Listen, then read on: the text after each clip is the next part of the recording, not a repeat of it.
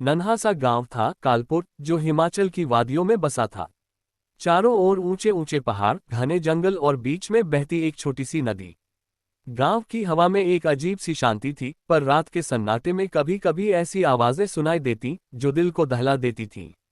लोग कहते थे कि इस गांव पर किसी पुरानी आत्मा का साया है जो कभी शांत नहीं होती।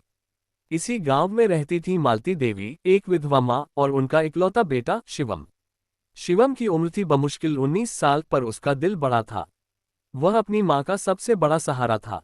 मालती ने शिवम को बड़े लाड़ प्यार से पाला था, पर उनके जीवन में सुख कम और दुख ज्यादा थे। मालती का पति रमेश एक हादसे में चल बसा था जब शिवम सिर्फ 5 साल का था। तब से मालती ने खेतों में मजदूरी करके, गांव वालों के कपड़े सिलकर और हर मुश्किल से जूझकर अपने बेटे को पाला था।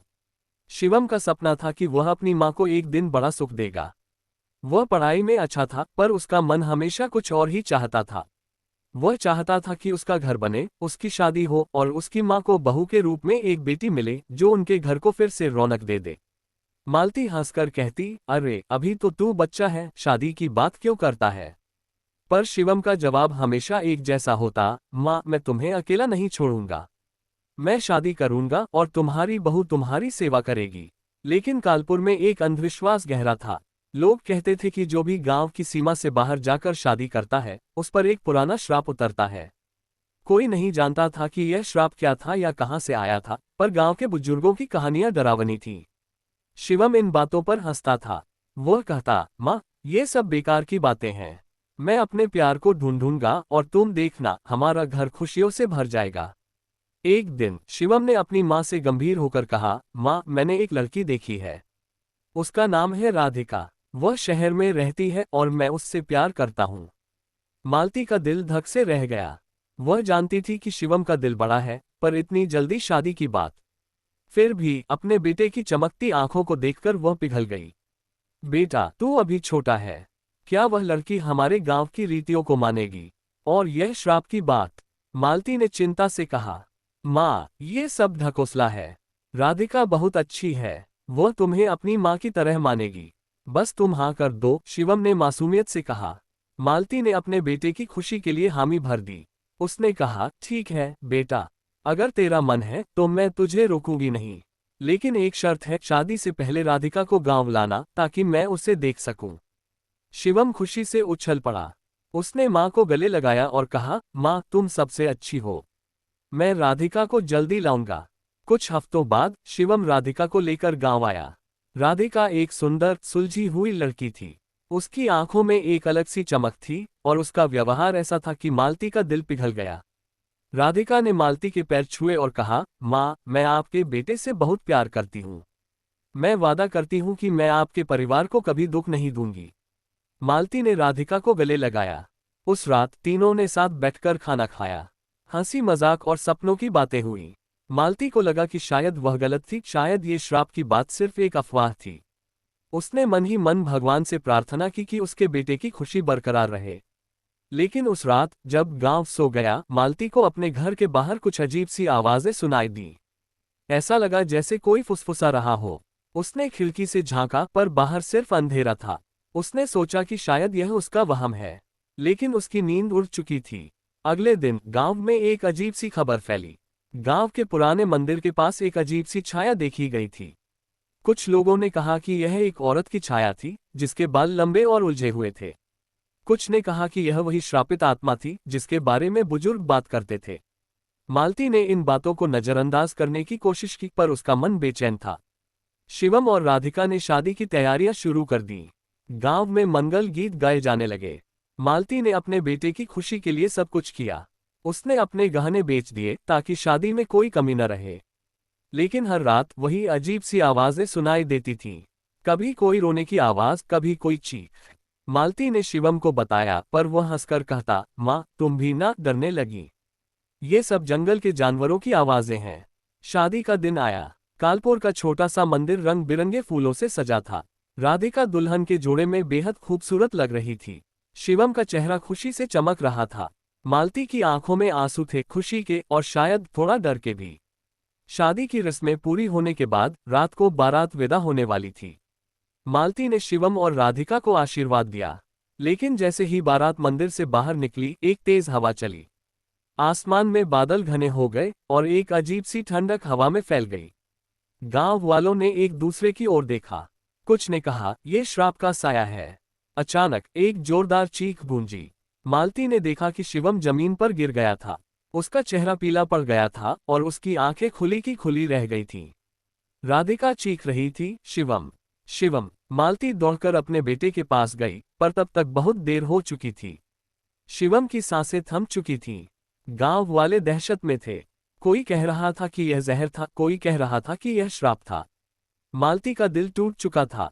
उसने अपने बेटे को सीने से लगाया और चीख चीख कर रोने लगी। राधिका भी बेहाल थी, पर उसकी आंखों में कुछ ऐसा था। कालपुर, हिमाचल की हरी भरी वादियों में बसा एक छोटा सा गांव था। घने जंगल, ऊंचे पहाड़ और बीच में बहती एक शांत नदी इस गांव को स्वर्ग जैसा बनाती थी। लेकिन रात के सन्नाटे में अजीब सी आवाजें, कभी फुसफुसाहट, कभी चीखें, लोगों के दिल में डर पैदा करती थीं। गांव वाले मानते थे कि यहाँ किसी पुरानी आत्मा का साया है, जो सदियों से भटक रही है। इसी गांव में रहती थी मालती देवी, एक विधवा, और उनका इकलौता बेटा शिवम। 19 साल का शिवम अपनी मां का इकलौता सहारा था। मालती ने उसे बड़े जतन से पाला था। उनके पति रमेश की मृत्यु एक हादसे में तब हुई थी, जब शिवम मात्र 5 साल का था। तब से मालती ने मजदूरी और सिलाई करके अपने बेटे को बड़ा किया। शिवम का सपना था कि वह अपनी मां को सुख दे, एक सुंदर घर बसाए और एक ऐसी बहू लाए जो उनके घर को फिर से रौनक दे। मालती हंसकर कहती, अभी तो तू बच्चा है, शादी की बात क्यों? पर शिवम का जवाब था, मां, मैं तुम्हें अकेला नहीं छोड़ूंगा। मेरी बहू तुम्हारी सेवा करेगी। कालपुर में एक अंधविश्वास था, जो गांव की सीमा से बाहर शादी करता, उस पर एक प्राचीन श्राप उतरता था। कोई नहीं जानता था कि यह श्राप क्या है, पर बुजुर्गों की कहानियां डरावनी थीं। शिवम इन बातों पर हंसता था। मां, ये सब बकवास है। मैं अपने प्यार को ढूंढूंगा और हमारा घर खुशियों से भर जाएगा। मां का वादा। एक दिन शिवम ने गंभीर होकर कहा, मां, मैंने एक लड़की देखी है, राधिका। वह शहर में रहती है और मैं उससे प्यार करता हूं। मालती का दिल धक से रह गया। बेटा, तू अभी छोटा है। क्या वह हमारी रीतियों को मानेगी? और यह श्राप? उन्होंने चिंता जताई। मां, ये सब ढकोसला है। राधिका बहुत अच्छी है। वह तुम्हें मां मानेगी। बस हाँ कर दो, शिवम ने मासूमियत से कहा। मालती अपने बेटे की चमकती आंखों के सामने पिघल गई। ठीक है बेटा, पर शर्त है, शादी से पहले राधिका को गांव लाना, ताकि मैं उसे देखूं। शिवम खुशी से उछल पड़ा। मां, तुम सबसे अच्छी हो। मैं जल्दी लाऊंगा। कुछ हफ्तों बाद शिवम राधिका को गांव लाया। राधिका सुंदर और सुलझी थी। उसकी आंखों में चमक थी और व्यवहार ऐसा कि मालती का दिल जीत लिया। राधिका ने पैर छूकर कहा, मां, मैं शिवम से बहुत प्यार करती हूँ। मैं वादा करती हूँ, आपके परिवार को कभी दुख नहीं दूंगी। मालती ने उसे गले लगाया। उस रात तीनों ने साथ खाना खाया, हंसी मजाक हुआ। मालती को लगा कि शायद श्राप की बातें सिर्फ अफवाह हैं। लेकिन रात को, जब गांव सो गया, मालती को अजीब सी आवाजें सुनाई दी, जैसे कोई फुसफुसा रहा हो। खिड़की से झांका, पर सिर्फ अंधेरा था। वह बेचैन हो गई। अगले दिन गांव में खबर फैली, पुराने मंदिर के पास एक छाया देखी गई थी। लंबे, उलझे बालों वाली औरत की छाया। लोग कहने लगे, ये वही श्रापित आत्मा है।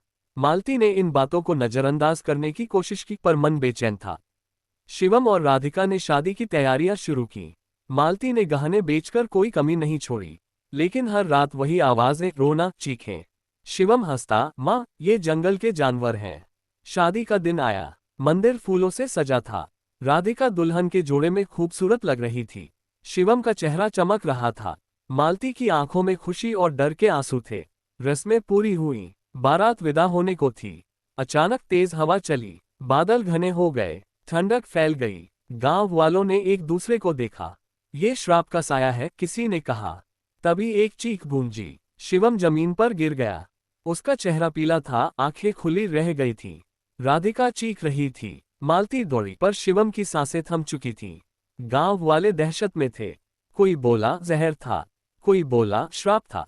मालती टूट चुकी थी। उन्होंने शिवम को सीने से लगाया और चीख कर रोई।